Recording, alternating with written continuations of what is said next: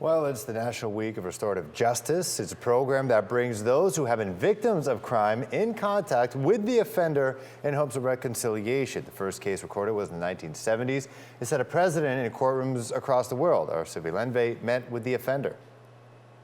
47 years later, Russell Kelly returned to the scene of his crime, a drunken vandalism rampage in Elmira, a small town north of Kitchener. We smashed the light above the stop sign here, slashed about 22 tires, threw rocks through windows of private homes. We threw empty beer bottles and rocks at the large plate glass window in front of the beer store, smashed it, broke a cross off the display case of a local church.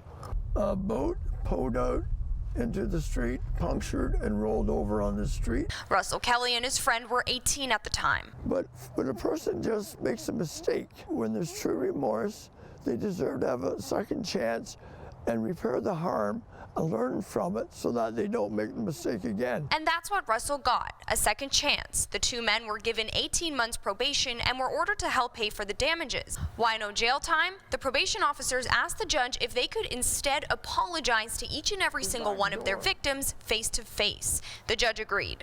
To see their anger and the anger in their eyes and the disgust on their face, I felt very ashamed. It's called Restorative Justice. It focuses on the rehabilitation of offenders through reconciliation with victims. One of those victims was Bill Crane. He was one of the people whose tires were slashed that night in 1974. Crane says recognizing and taking responsibility is more important than the actual punishment. I was hopeful at that time that it would have more positive results than jail sentences would have.